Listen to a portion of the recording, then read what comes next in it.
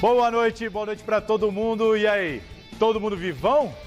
Tá começando mais um Gazeta Esportiva, a Gazeta Esportiva desta sexta-feira santa, 7 de abril, dia do jornalista. E não estranhe não, hoje eu tô aqui comandando a nave para a Michele Gianella descansar um pouquinho, colocar um pouquinho a perna para o alto, mas eu tô muito bem acompanhado, como vocês podem ver.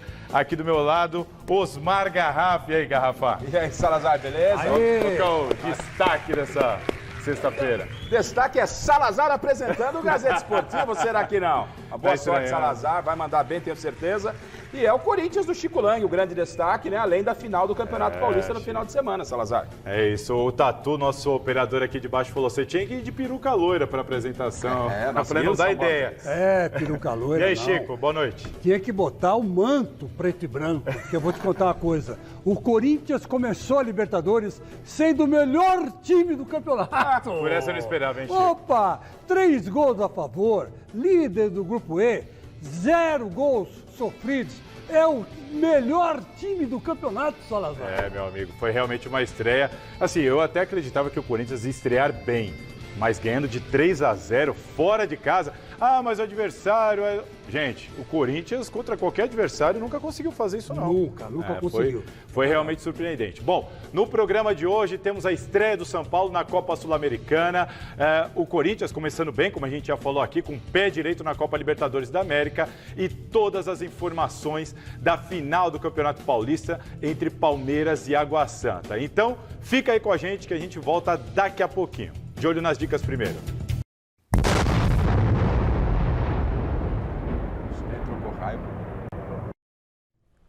Meu amigo, já trocaram o raio pela bomba porque tá chegando a hora. Domingo, 4 horas da tarde, teremos o duelo entre Palmeiras e Água Santa, valendo nada menos do que o título do Campeonato Paulista. E é claro que esse é o tema da nossa enquete do dia. Quero saber de vocês o seguinte: quem será o campeão paulista? Palmeiras ou Água Santa? Simples, né? Pergunta simples, fácil. Entre no site da gazetesportiva.com e deixe o seu voto. Você também pode dar a sua opinião aqui no programa, ao vivo. A gente vai mostrar aqui embaixo por meio do Twitter, usando a hashtag Gazeta Esportiva. E aí, meus caros?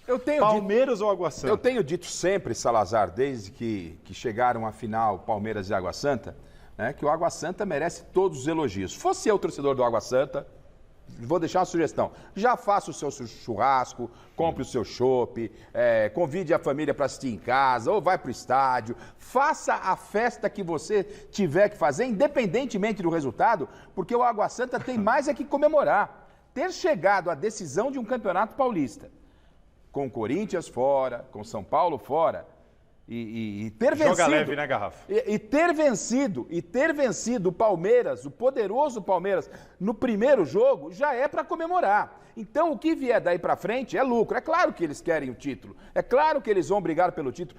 O empate já dá o título. Derrota por 1 gol de diferença leva a decisão. Mas a chance é real, você concorda? A chance, ela tá aí. Ela não é aquela coisa, milagre. Não, ela é palpável. Será um resultado extremamente absurdo o Palmeiras empatar com a Água Santa? Não, absurdo não. Mas que vai ser um vexame para o Palmeiras perder o título, vai. Mas com tudo isso colocado, com o elenco que tem o Palmeiras, com a atmosfera criada pela torcida do Palmeiras no Allianz, para mim o Palmeiras é favorito e no palpite vence Palmeiras. Chicão, favorito a gente sabe que o Palmeiras é, mas campeão quem vai ser? Água Santa. A Água Santa vai ser campeão. Me surpreendeu com o seu palpite. Ninguém esperava, né? Alguém esperava? Eu vim de casa pra cá, falei, a enquete hoje vai ser, né, o campeão. Falei, Salazar, tal, eu vou na minha linha. Falei, o Chico, será que vai dizer o quê? Me surpreendeu. Olha, é o seguinte... Só não fala o placar, que a gente vai ter o palpitômetro. Nós vamos ter o palpitômetro, eu acho... Não vou falar o placar, deixa pro palpitômetro. Não vai falar o que mas eu acho que dá direto... campeão, não vai precisar nem dos pênaltis, Água Santa. E vou dizer uma coisa para vocês. O torcedor palmeirense ainda não caiu a ficha do torcedor palmeirense. O Palmeiras perdeu a decisão, o primeiro jogo da decisão, e perdeu feio, com o time titular inteiro, perdeu uma invencibilidade de não sei quantos séculos, e perdeu na estreia da Libertadores, deu um vexame, 3-1. Aí você fala, mas o adversário era o Boca Juniors? Não, o adversário era o Bolívar, o poderoso Bolívar. Ave Maria, que timaço Bolívar. Então, meu amigo, vocês estão na curva do Rio. Só falta um pouco só para você morrer afogado, Palmeiras. Esse é o Chico Lang. Bom, daqui a pouquinho a gente vai falar mais sobre essa decisão. Bom, e o São Paulo também fez o seu primeiro jogo pela competição nessa quinta-feira, dia do reencontro com o Tigre da Argentina, 11 anos após aquela final da Copa Sul-Americana, que acabou com uma confusão, sem a disputa do segundo tempo no Morumbi. Bom, e se os argentinos queriam vingança, não foi dessa vez. Na noite de ontem, o São Paulo e o Tigre se reencontraram pela Copa Sul-Americana e na primeira etapa da partida o time argentino encontrou algumas chances e deu trabalho para o goleiro Rafael. Ainda bem que o arqueiro São Paulino estava super atento, porque nesse lance aí, o Natan tocou errado para trás e viu o adversário aproveitar o vacilo dentro da área, cara a cara com o goleirão, que pegou mais uma. Já na segunda etapa, o São Paulo veio determinadíssimo ao ataque e quase abriu o placar aos 10 minutos. Um minutinho depois, o tricolor armou um belo contra-ataque e quando a bola chegou no Herisson, o atacante tocou na saída do goleiro do Tigre e balançou as redes. 1-0 tricolor. O Tigre até tentou empatar, mas parou de novo nele, no Rafael. E logo na sequência, o Herisson, mais uma vez, de novo ele, não desperdiçou a oportunidade que teve e encobriu o goleiro para anotar o segundo dele na partida. Final, Tigre 0, São Paulo 2. E aí, gente, vitória importante do São Paulo fora de casa. Não caiu naquela pilha que o Tigre estava tentando colocar por causa da partida de 11 anos atrás, vocês não acham? Tentando e colocou. A gente dizia aqui na semana que o Rogério, experiente que aliás, ele participou como jogador daquela partida. Ele era o único remanescente daquela partida em 2012 para esse confronto. Hoje não mais como goleiro, obviamente, e sim como técnico. O Rogério, experiente que ele blindou o seu time para não entrar, porque a provocação começou antes dos 90 minutos. Ainda com o São Paulo aqui, o atacante falou, não, é o espírito da revanche, não teve nada disso, não poderia ser diferente. O São Paulo não teve nenhuma ocorrência de maior gravidade e o São Paulo foi extremamente superior. Jogou uma brilhante partida? Não jogou, principalmente no seu primeiro tempo. Mas o Rogério demonstrou que pelo menos esse período fora do Campeonato Paulista, não queria isso, mas ele conseguiu dar uma cara, pelo menos treinar algumas situações que ele aplicou inclusive no jogo ontem. Começando com o Herisson, o Luciano de fora. No segundo tempo ele mexeu um pouquinho no time. E o São Paulo, assim como o Corinthians, a gente vai falar daqui a pouco do Corinthians, vale muito pelo resultado, Chico. Porque essas equipes que vinham de uma eliminação precoce no Paulista não poderiam começar mal os torneios sul-americanos. São Paulo na Sul-Americana e Corinthians na Libertadores. Ô Chico, mais do que o resultado, isso que o Garrafa falou é interessante. A superioridade do São Paulo chegou a surpreender um pouco, né? Surpreendeu, Salazar, Garrafa, São Paulinos de plantão aí. Surpreendeu mesmo. E o São Paulo foi muito melhor que o Tigre. Muito melhor. Sobrou. E os jogadores do Tigre, eu nunca vi um time argentino tão fraco na minha vida. Não conseguiam arrematar para o gol direito. Criaram oportunidades, chutaram em cima do goleiro, chutaram para fora. Quer dizer, não é um time que você vai falar, esse time encanta os olhos. Traz a tradicional escola argentina, não traz. Esse time é muito ruim. Tudo podia ter mudado aí, né, Chico? Nesse lance, desculpa de cortar, mas essa entregada aí estava 0-0. Estava 0-0. Podia ter mudado como é que tudo. o cara perde um gol dele, dá para driblar o goleiro e fazer o gol. Mas o Tigre, Chico, e daqui a pouco a gente vai falar da vitória do Corinthians, o Tigre deu mais trabalho ao São Paulo, guardadas as devidas proporções, do que o Liverpool ao Corinthians. Sim, mas não quer dizer que... Esse Tigre aí é fraco? Mas o Liverpool também, eu vou falar para você uma coisa. Mas a questão é que aí nós vamos discutir, chegando lá, que a diferença do Tigre para o Liverpool é o seguinte, o Tigre é um time com jogadores mesclados, experientes. E o Liverpool é um time de sub-20. Então, por isso que parou também no Corinthians. O Corinthians é um time mais experiente. Mas eu quero dizer o seguinte, o cara rugiu, mas no fundo o Tigre era de papel. E o José Paz está no CCT da Barra Funda com o dia seguinte do São Paulo após essa estreia na Copa Sul-Americana. Boa noite, Zé. Me diz uma coisa, a delegação tricolor conseguiu voltar da Argentina, Zé? Boa noite.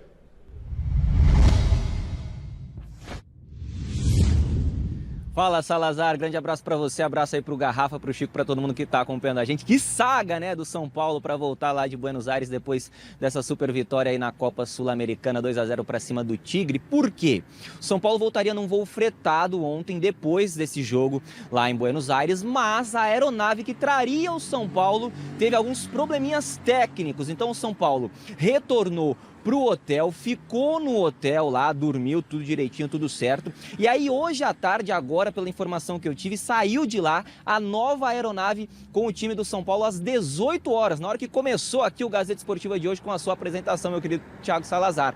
Então, São Paulo já retornando agora num voo fretado aqui para o aeroporto de Guarulhos e depois, claro, vem aqui para o CCT da Barra Funda. O busão aqui do São Paulo que vai pegar os jogadores lá em Guarulhos, inclusive saiu ainda há pouco aqui, antes do programa do Gazeta Esportiva começar, viu, Salazar? Então, pelo menos tudo certo, São Paulo a caminho, então, do Brasil de volta aí com esses 3 pontos na bagagem. Como bem disse aí o Garrafa, o São Paulo no segundo tempo jogou muita bola, conseguiu vencer a equipe do Tigre então pelo placar de 2-0, graças aos 2 primeiros gols do Herisson com a camisa do São Paulo. E o São Paulo voltou muito diferente para o segundo tempo, não fez uma boa partida no primeiro tempo, mas no segundo tempo sim, conseguiu aí dominar a equipe do Tigre e voltar com a vitória lá de Buenos Aires. Então a gente vai escutar aí o professor Rogério Ceni em espanhol, Thiago Salazar, em espanhol na entrevista coletiva, o Rogério Ceni explicando o que ele falou para os jogadores no vestiário, qual foi o papo no vestiário para os jogadores voltarem com uma outra postura na segunda etapa lá em Buenos Aires. E vocês vão perceber aí, o Herisson tá ali ao lado do Rogério Ceni e ele se surpreende quando o treinador São Paulino começa a falar em espanhol. Vamos dar uma olhada aí.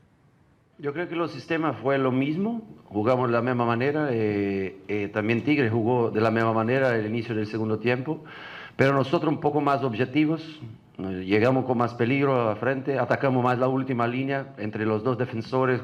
Lógicamente que después que sucede el primer gol, hay más espacio para usted atacar. El otro equipo necesita salir, comete un poco más de errores.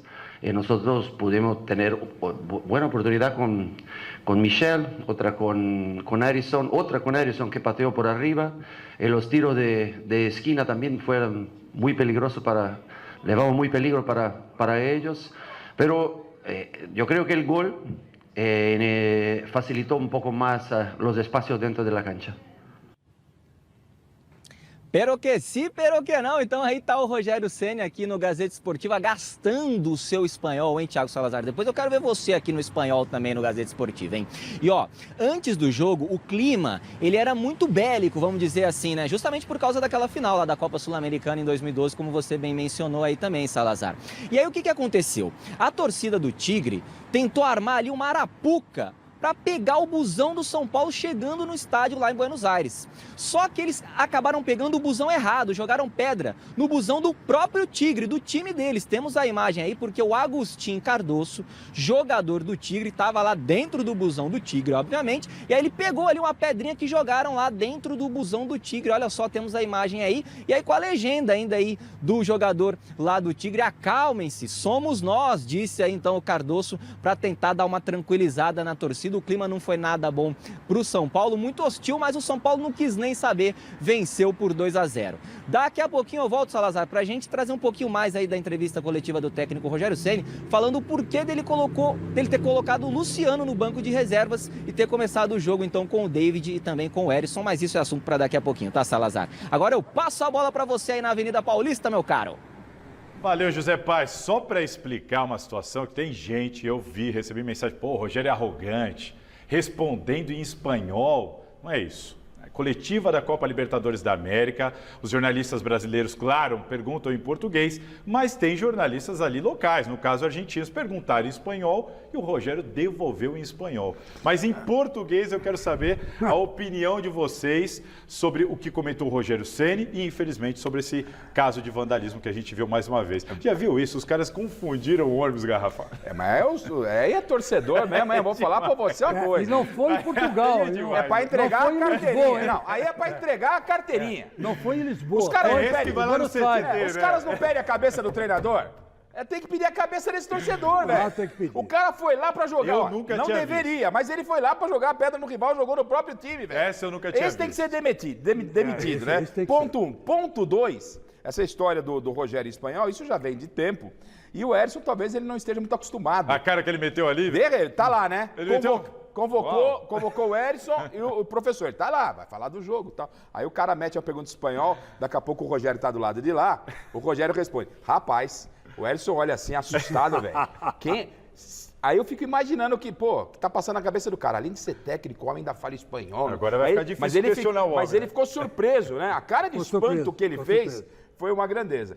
Isso colocado, o mais importante é que ninguém se machucou, nem os jogadores do Tigre, muito menos os do São Paulo, e o São Paulo estreou com vitória, né, Chico? E daqui a pouco eu quero ver a explicação do Rogério referente à opção do Hérison, o David e também o Luciano ficando de fora. Olha, Garra, vou contar uma coisa para você. Vamos salientar direito que o jogo não foi em Lisboa, o jogo foi em Buenos Aires. E os caras erraram o ônibus, né?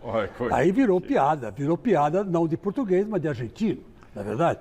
E, enfim, é o seguinte, a burrice campeia em qualquer lugar, né? Aqui no Brasil, Argentina, Europa, enfim, está em todo quanto é lugar. E a violência também, infelizmente.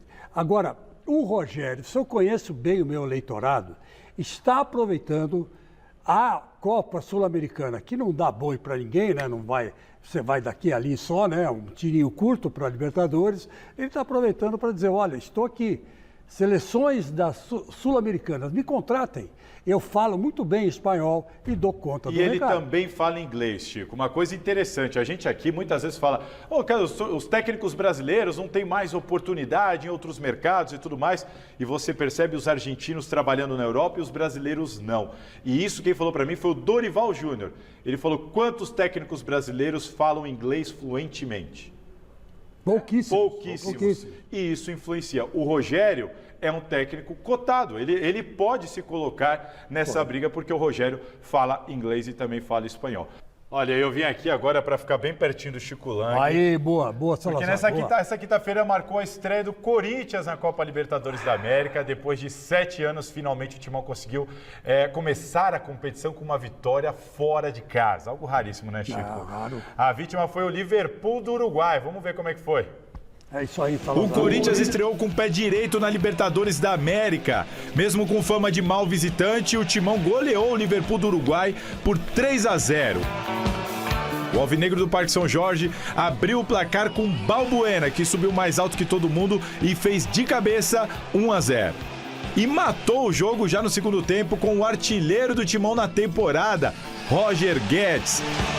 O camisa 10 fez o segundo após bom passe de Fagner e o terceiro após assistência de Juliano.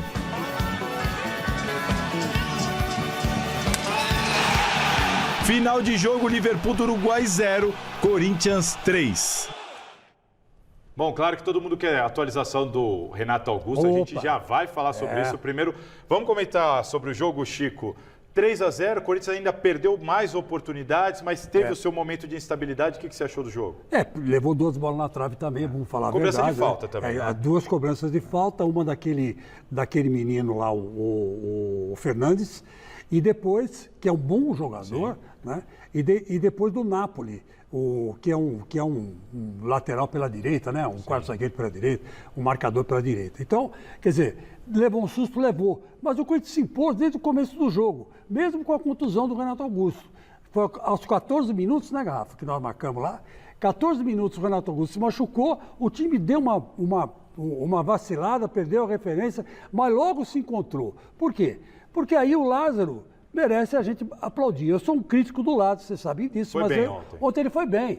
Ele colocou direto o Maicon. Por que o Maicon? Porque o Maicon tem um bom toque de bola. Tudo bem, ele não é o Renato Augusto, ele não vai fazer a função do Renato Augusto, mas ele vai tocar a bola com rapidez, com maestria, e foi o que aconteceu. Mas o Maicon não entrou bem. Não entrou bem, mas toca bem a bola. Então é isso que era importante para o Lázaro pensou legal. E soltou o Fagner, né? Então o Renato Augusto não estava em campo, mas estava o Fagner. E todas as bolas que levaram a gol saindo dos pés do Fagner. Eu achei interessante a informação de bastidor que eu tenho, que o Maicon entrou porque durante essas semanas de treinamento foi ele quem mais treinou no lugar do Renato quando o Renato estava de fora. Só que assim que ele põe o Renato, não dá muito certo, ele troca, ele joga o Juliano lá para a ponta esquerda e no intervalo ele coloca o Cantilho para surpreender. Surpreendeu muita gente quando ele escolheu o Cantilho para o lugar do Rony, muda o meio de campo, certo, monta um losango, mudou tudo ali. Foi bem o treinador do Corinthians, Garrafa? Foi bem, acima de tudo, pelo resultado, Salazar. Muito pouco a gente pôde observar do Corinthians ontem. Primeiro, pegou um adversário extremamente frágil. Segundo... Mas espera aí, rapidinho. Quantas vezes o Corinthians pegou adversário frágil em Libertadores e sofreu, perfeito, mas muito pouco. Rara, um time muito melhor que esse aí. Existia uma expectativa daquilo que a gente ia poder observar nesse período que o Lázaro trabalhou o Corinthians e tal. Com logo 10, 15 minutos ele perde o Renato Augusto. Aí o time sente um baque. O time sentiu. O time sentiu, ficou claro e evidente. Isso. Aí começou até a olhar e falar, será que esse livro vai fazer uma pressão? Não, não fez. O Corinthians se encontrou dentro de campo e buscou a vitória. Foi uma partida brilhante de arrancar suspiros, longe disso, mas partida com gols, ganhou sem deixar nenhuma sombra de dúvida a superioridade e estreou com vitória depois do fracasso no Campeonato Paulista. É isso que valeu para o Corinthians. É isso. E a Marina Buffon chega agora com as informações do Corinthians depois dessa vitória importante na Libertadores. Boa noite, Marina. A torcida do Corinthians está muito preocupada com o Renato Augusto, que saiu de campo chorando ontem depois de se machucar sozinho.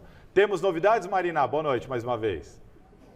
Fala, Salazar. Tá vivão por aí? Parabéns pela estreia aí na apresentação. Tenho novidade, sim, nesta sexta-feira. Boa tarde, boa noite para todo mundo que está acompanhando a gente aqui no Gazeta Esportiva. Tenho novidade, sim, sobre a situação do Renato Augusto. Ele que depois de um período longo aí, sem atuar, nesse período sem jogos. O último jogo dele havia sido no 3-1 sobre o Santo André, na última partida da primeira fase do Campeonato Paulista. Ele, curiosamente, tinha dado uma entrevista para a TV do clube, falando que estava apto para jogar. Infelizmente, acabou saindo com apenas 11 minutos. E aí, pelas imagens, como você comentou, Salazar, ele chora muito, ele sai do gramado chorando ali na maca. E depois da partida, ele diz na zona mista que não parecia nada grave pelos primeiros, os exames prévios clínicos aí que eles fizeram no próprio vestiário do Centenário. Hoje, a gente conseguiu apurar duas coisas. A primeira é que exames não foram realizados ainda, aqueles exames de imagem, que vão constatar ou não a lesão que ele sofreu. E muito provavelmente essa lesão foi no menisco do joelho direito, ou seja, não tem a ver com o estiramento que ele teve no ligamento do joelho direito também antes das quartas de final do Paulistão. Um pouquinho antes da gente falar mais sobre essa situação, vamos ver o Renato Augusto nesta zona mista que eu acabei de comentar com vocês. Olha só. Tô triste porque me preparei bem, me recuperei bem. E agora ter paciência. Menos mal que não foi nada muito grave, pelo menos ligamento a gente viu que não foi. Esse já tira um peso, Então, agora é esperar os exames para saber realmente o que aconteceu. Cara, uma mistura de coisa, sei lá, acho que ficar chateado mesmo, ficar triste, sabe? Você sente, sei lá. Na hora é uma mistura de sentimentos, sei lá, você não fica muito... Porque nem foi a dor em si, eu não tava com muita dor, eu tava realmente triste, eu acho, sei lá. Não sei muito o que te passar. E agora, como eu falei, se recuperar bem para poder voltar a ajudar a equipe. É isso aí. Então, Renato Augusto estava bastante chateado, depois do jogo ali. Mas então, resumindo, amanhã ele vai passar por exames de imagem. O Corinthians deve atualizar a situação dele, mas muito provavelmente foi no menisco e não no ligamento, como ele disse ali, O Fernando Lázaro também falou sobre o que ele fez, durante aí os minutos restantes do primeiro tempo e também no segundo tempo para o Corinthians conseguir essa importante vitória. Vamos ver o que ele falou com a entrada do Maicon e também as outras substituições que ele fez no decorrer do jogo. Uma partida que a gente começou bem dentro da ideia de jogo e fez os primeiros 10 minutos muito bem, controlando o jogo e construindo. E depois, é claro, da lesão ali, tivemos que fazer uma substituição no início de partida e a equipe se perdeu um pouco a partir dessa primeira troca e demorou para conseguir se reajustar no jogo. Estava tendo dificuldade na primeira saída e aí o Michael veio para um plano mais atrás e o Rony se adiantou um pouco pouco no campo para a gente conseguir circular melhor a bola, e foi reentrando ao longo da primeira etapa no jogo, mas não conseguiu produzir da forma como gostaríamos. Fabian fazendo o gol no final da primeira parte, importantíssimo, muito bom, grande atuação. E depois no segundo tempo, sim, aí conseguimos reajustar e reorganizar a ideia da nossa circulação, da nossa primeira construção, e aí conseguimos reassumir o controle do jogo já desde o início novamente da segunda etapa, e criando situações e definindo o placar. A entrada do Cantillo deu o ritmo da circulação de bola que a gente perdeu ali depois no momento do primeiro tempo. Do Renato ainda não temos clareza do que foi. No momento que ele apoiou, pisou, sentiu incômodo no joelho. Vamos aguardar ainda para avaliações aí futuras e que sejam o menos grave possível. Aí estão as palavras do estreante Fernando Lázaro, 3-0 para o Corinthians. Volto com vocês para falar sobre, então, essa possível lesão do Renato Augusto. Obrigado, Marina. Sempre muito bem informada a Marina Buffon. Ó, tem uma informação. Eu conversei com alguns médicos antes de vir aqui para o programa. Se for realmente menisco, a tendência é que o Renato Augusto fique de fora de 2 a 3 meses, que é uma notícia boa, porque todo mundo ficou com receio ali de rompimento, de ligamento, de cruzado e tudo mais. De todo modo, muito triste o que aconteceu com o Renato Augusto, um cara dedicado, um baita de um ser humano, sempre muito atencioso, queria muito ajudar o Corinthians. Então, assim, triste estar vendo ele passar por isso mais uma vez. E eu vou passar a bola para vocês perguntando o seguinte, Garrafa. Na minha opinião, o Corinthians não tem um jogador para substituir o Renato Augusto. Não tem ninguém no elenco que faça o que ele faz. Entendo que o Fernando Lázaro tem que encontrar uma nova maneira de jogar. É por aí? E não tenha dúvida que isso está sendo pensado, porque você não tem o Renato Augusto para a temporada inteira, independentemente de lesão. Então, a comissão técnica do Lázaro está pensando nisso. E essa fórmula já deve existir lá dentro. Se vai dar certo ou não é uma outra questão. Então, o Corinthians ontem teve uma ótima notícia, foi a estreia com vitória. Isso, Chico, e o Salazar conhece também muito bem o Corinthians, assim como a Marina, sabe que lá no Corinthians a pressão é muito grande. Depois de um vexame no Campeonato Paulista, foi vexame, gente. Ser eliminado pelo Ituano, não chegar à fase decisiva do campeonato, foi realmente um vexame. E foi o primeiro desafio do Lázaro como técnico. Se você não classifica no Campeonato Paulista e depois estreia na Libertadores, mesmo jogando fora de casa, mas com adversário fraco, a pressão ia aumentar. Então isso o Lázaro já resolveu. Muito mais do que formatação tática, ele vai ter toda a temporada para demonstrar esse trabalho e a gente fazer uma avaliação melhor. E a outra grande preocupação fica aí, a Marina vai trazer mais subsídios para a gente na próxima entrada referente ao Renato Augusto. A torcida como ser humano, não só como atleta, mas como ser humano, que ele não possa, o mais rápido possível, estar em condição de voltar a campo, né, Chico? Sim, o Renato Augusto é peça fundamental para o Corinthians para tentar conquistar um desses 3 títulos aí que ele vai disputar: Copa do Brasil, Libertadores e Campeonato Brasileiro. Ele é peça fundamental. Agora, como disse o Salazar, e ele tem razão, cabe ao Fernando Lázaro fazer o quê? Criar o plano A, o plano B e o plano C.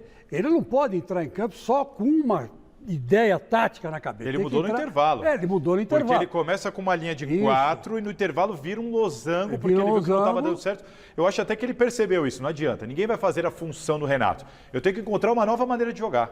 Com as peças que ele tem. E com as peças que ele tem. E ele deu sorte por quê? Porque o Fagner acabou sendo o 4º homem pela direita.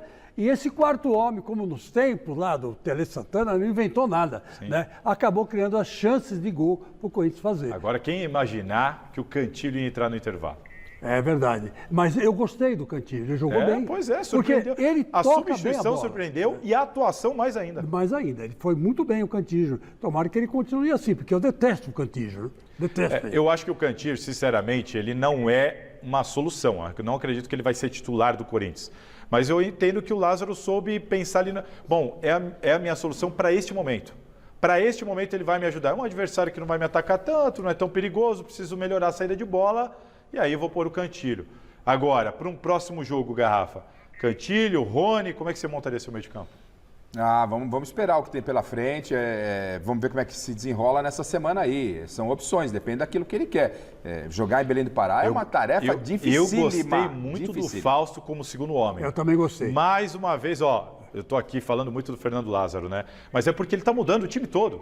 Pela primeira vez, nós vimos o Fausto Vera de segundo homem, não de primeiro. E para mim, Chico, melhor em campo. Melhor em campo, também achei. Eu votei ontem no Fausto Vera, melhor em campo. Mas vamos esperar. O que interessa é que o Corinthians é líder absoluto da Libertadores. Bom, o assunto agora é a final do Campeonato Paulista.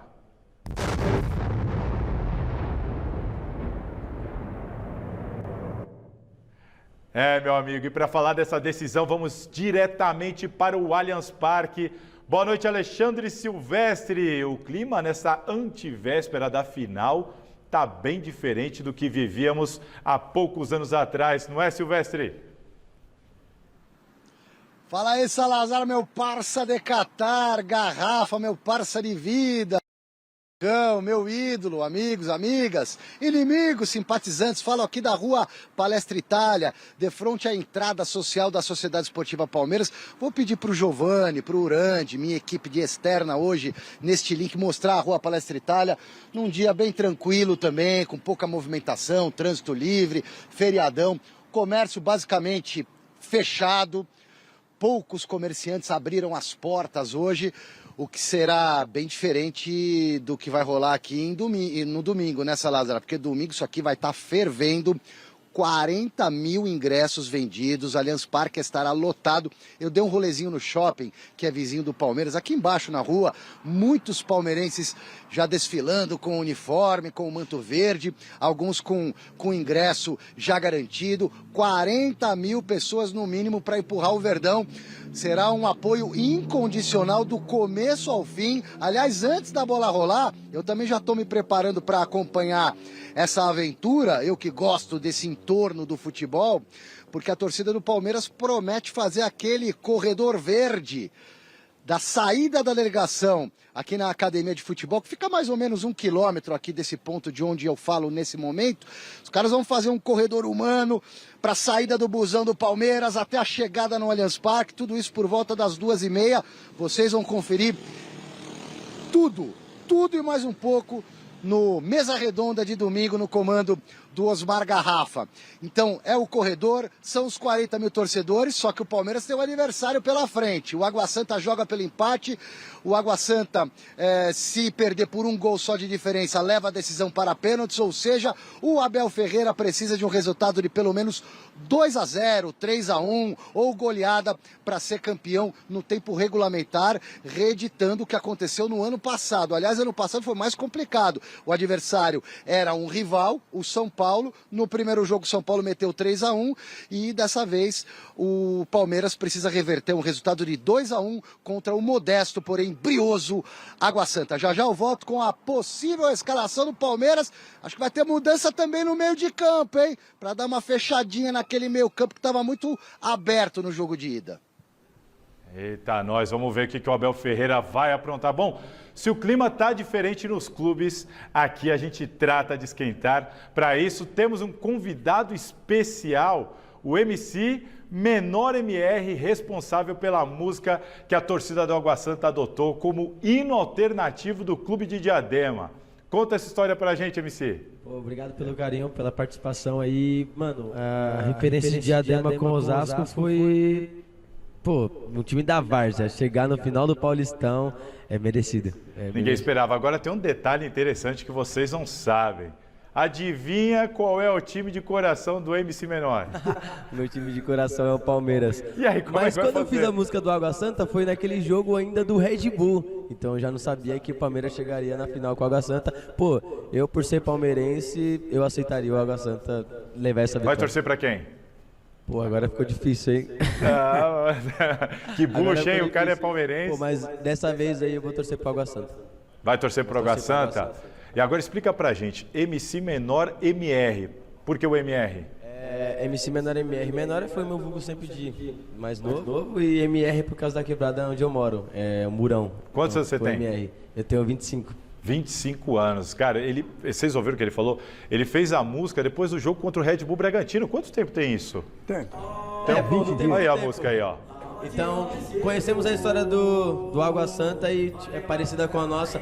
Meu empresário, que é o Serafim, ele tem um contato com o Paulo, que é um dos presidentes lá do Água Santa. E, pô, quando ele falou da ideia, foi cheque, porque o Paulo também era muito fã da música e meio que encaixou a história do Água Santa com a história do Menor MR. Bom, então, se você não conhece o hino do Água Santa aqui do MC Menor, manda bala. O hino do Água Santa agora tá dominando. É Água Santa, é Água Santa. Respeita a nossa história e segue os liderança.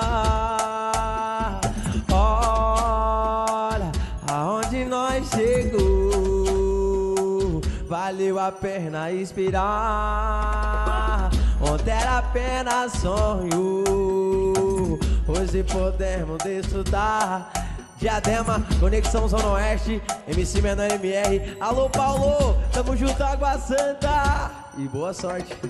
Aí, vai, Paulinho! Sensacional. Grande Paulinho. O melhor de tudo foi o Salazar. Eu sou um palmeirense e estamos chegando na final com a Água Santa. É como é o verdadeiro futebol, né? Tá que certo. vença o melhor. Tá certo. O único problema é que eu sou duro igual uma tábua. Que isso, você os mandou colegas bem pra aqui caramba. fizeram a vez. Eu Mandou consegui bem, imaginar a Salazar. Michele Janela se estivesse aqui. Ela tava indo até o chão. Não, o pessoal Sim. gostou. Brigadão. Essa tocou lá no primeiro jogo e o pessoal Tá foi a certo. loucura. Brigadão, Show de bola. MC Menor. E ó, o MC Menor, ele tem muitos motivos para acreditar no título do Água Santa. Afinal de contas, o próprio Palmeiras já foi surpreendido por uma zebra em final de Paulistão. Vamos ver essa reportagem do Alexandre Silvestre. O primeiro clube do interior a quebrar a hegemonia dos grandões na era moderna do Campeonato Paulista foi a Internacional de Limeira, do técnico José Macia, o Pepe, em 1986. No Morumbi, justamente contra o Palmeiras, que na época vivia um jejum de títulos e não conseguiu sair da fila. Em 1990, foi a vez do Bragantino, de Vanderlei Luxemburgo, ainda um pofechô iniciante, na chamada final caipira com o Novo Horizontino. Festa em Bragança Paulista. O São Caetano, comandado por Muricy Ramalho, também obteve esta honra. Azulão campeão do estado em 2004, em cima do Paulista de Jundiaí, em 2 jogos disputados no bom e velho Pacaembu. E o Ituano, campeão de 2002 numa edição sem a presença de Corinthians, Palmeiras, Santos e São Paulo, realizou o feito pra valer em 2014 com Doriva de treinador diante do Peixe, também no estádio Paulo Machado de Carvalho, palco da decisão que terminou nos pênaltis. O modesto da periferia, Diadema, o Água Santa, vive essa expectativa. Venceu na ida em Barueri 2-1 e joga pelo empate domingo no Allianz Parque para desbancar o rico e enorme Palmeiras. E quem sabe festejar na elite paulista os feitos que realizou anos atrás no futebol de várzea. Bom, direto e reto, vamos com os palpites da nossa equipe para essa final de domingo no Allianz Parque. A Michele Janela não está aqui, mas ontem ela cravou o resultado dela. 2-0 para o Palmeiras. Quem podia imaginar também, hein, Michele? Agora eu quero saber do Chico Lang. Chicão, agora sim o seu palpite. 1-1 e o Água Santa campeão no tempo normal.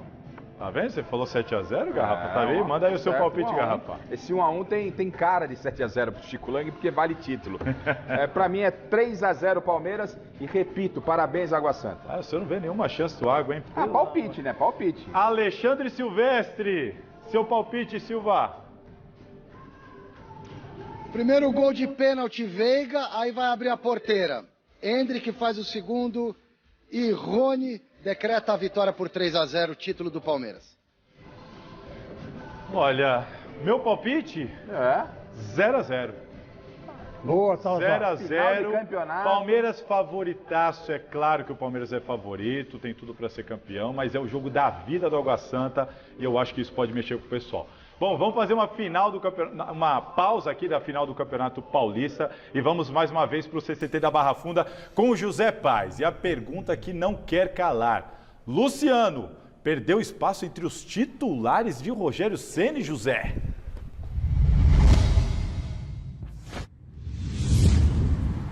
Pois é, MC Thiago Salazar, pois é, o que tá aparecendo, né? Porque ontem aqui no Gazeta Esportiva eu trouxe a informação, olha, o São Paulo vai jogar com 3 zagueiros lá essa partida contra o Tigre. Dei aqui um provável São Paulo com o Luciano ali no comando de ataque, até porque o Caleri estava suspenso para essa partida diante do Tigre lá na Argentina, então a gente imaginava que o Luciano jogaria ali no comando de ataque do São Paulo ao lado do David.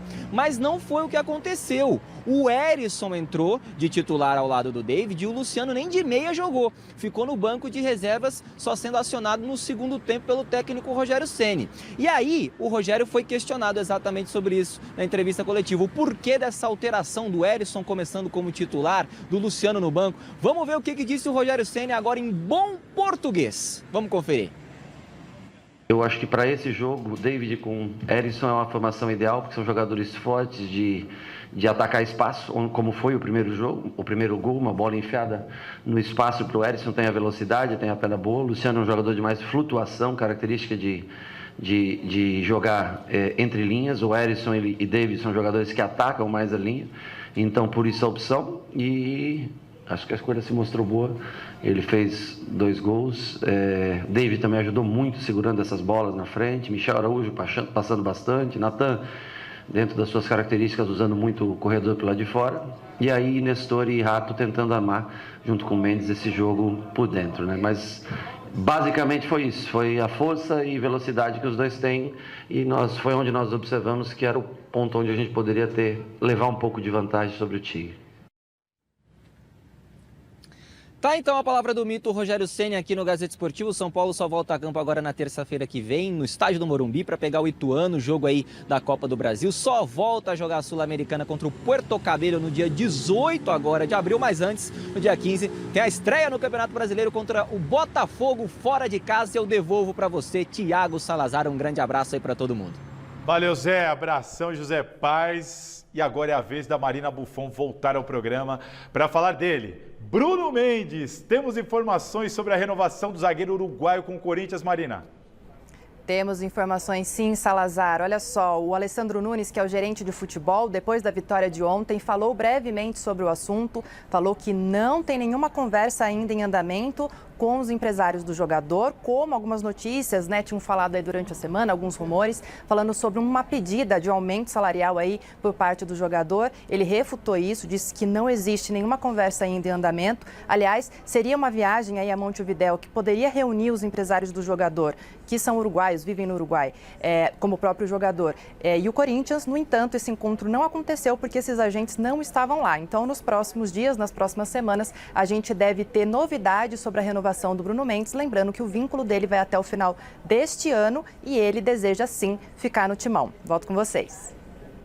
Valeu, Marina, obrigado. Os caras estão enrolando, hein? Mas ó, domingo é dia de saber quem será o campeão paulista de 2023. Roda o VT.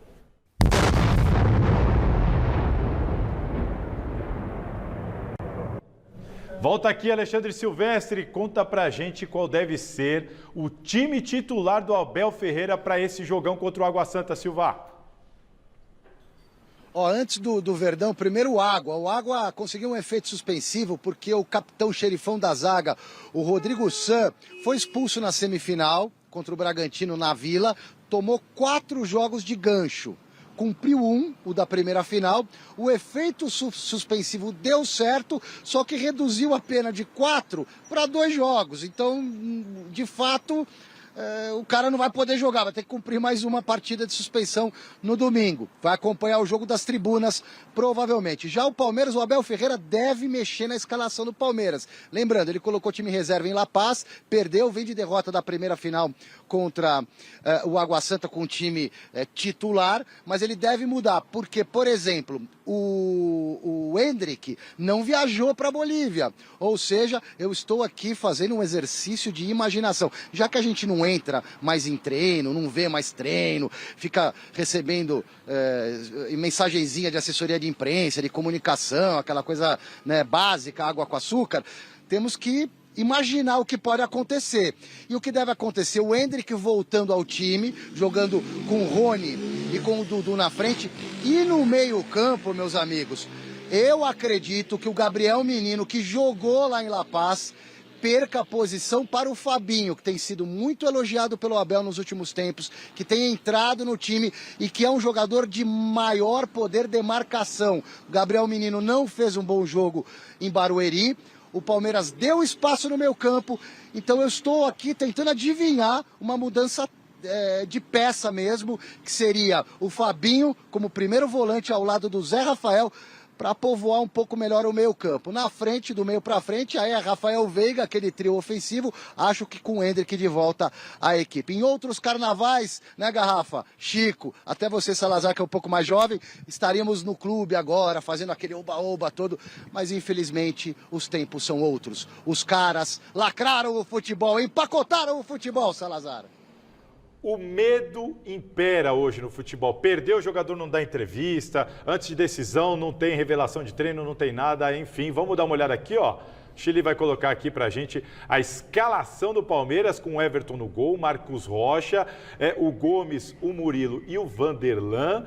A gente tem Zé Rafael, uma dúvida ali, Menino ou Fabinho, Rafael Veiga, Endrick, Dudu e Rony. O que vocês acham? Eu iria com o Menino, eu não mexeria no time não, esse time do Palmeiras tem bola para jogar e para vencer. Endrick titular, Chico? Eu colocaria o Endrick titular, porque o Endrick mostrou que tem futebol para decidir, né? Quase que ele decide. O Breno Lopes está ganhando muita chance que, para mim, é injustificável. Ele não está aproveitando, né? Não está aproveitando. Não está aproveitando a oportunidade. Então? Bom, é isso, gente. Resultado da enquete. Quem será o campeão paulista de 2023? E a maioria respondeu que vai dar Água Santa, com 65% dos votos. Tá vendo? Vocês falaram, Palmeiras, a galera tá comigo. Ficamos por aqui. Obrigado, Chico, Garrafa. Boa. Domingo estamos de volta, uma cobertura muito especial do Mesa Redonda, com repórteres em tudo que é lado, o Garrafão aqui comandando. Convidados especiais. O filho do vento, o ex-jogador Euler e o jornalista Paulo Vinícius Coelho, o PVC, na mesa do Mesa Redonda. Na sequência vocês têm o Jornal da Gazeta. Valeu, gente. Um abraço. Parabéns, tchau. Salazar. Valeu, Salazar.